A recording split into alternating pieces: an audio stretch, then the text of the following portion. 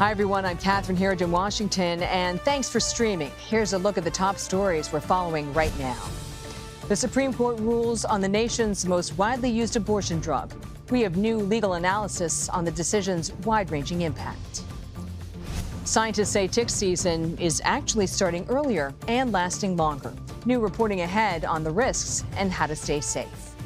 Plus, what's old is new again, especially when you're talking about vinyl. Why Americans are turning to turntables. But first, breaking news. The Supreme Court has blocked restrictions on the abortion pill Mifepristone. The pill's FDA approval still faces a legal challenge, but Friday's ruling will keep the medication available while that plays out. CBS News legal contributor Jessica Levinson joins us now. Jessica, let's start with the bottom line up front. What does this Supreme Court decision mean for folks at home? It means that Mifepristone is still legal and accessible, and there will be no changes to what we have grown accustomed to for the last number of years. So people can obtain Mifepristone via the mail. People can use Mifepristone up to 10 weeks of pregnancy. There is no change at this point.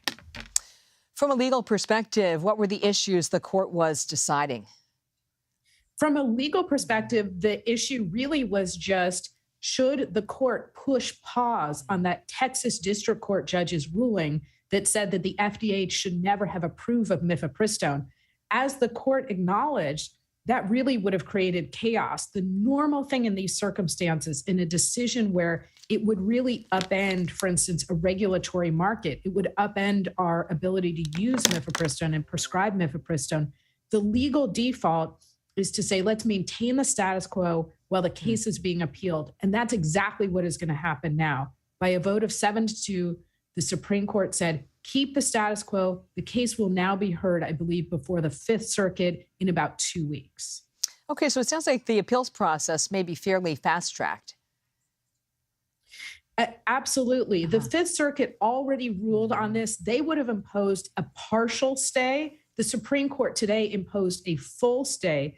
The Fifth Circuit is a very conservative circuit. I think they tip their hands as to where they're going with respect to that partial stay. But absolutely, it is being fast-tracked. We don't typically talk about a big case like this and say it will be heard in 2 weeks. And I think everybody understands the importance of the issue here. I was just going to say that was what jumped out at me was the timeline. So what does this ruling mean for other commonly used abortion pills, abortion drugs?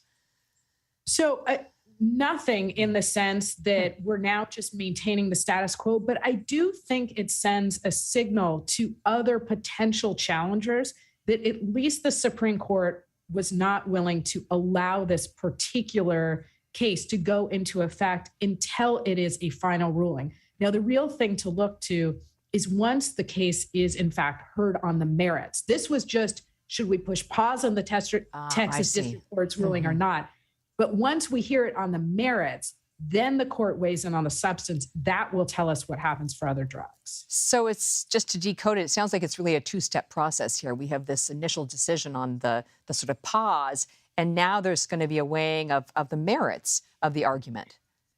Exactly right. And this was nothing to do with the merits. This was all about, do we pause that decision or do we not pause that decision? It is entirely possible, and I would say likely, that the court will have to tackle the merits of this case.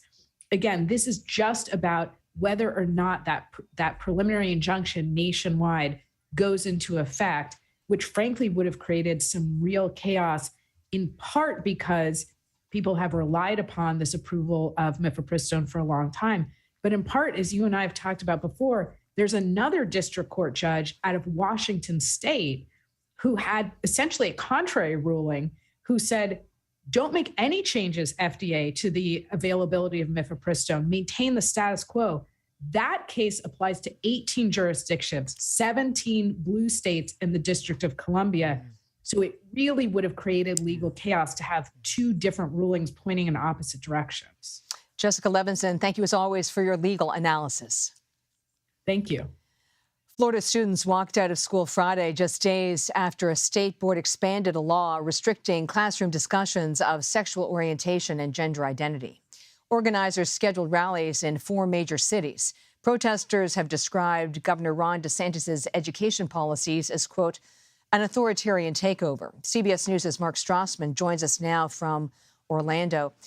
Mark, how much of Governor DeSantis's education policies really speak to sort of higher political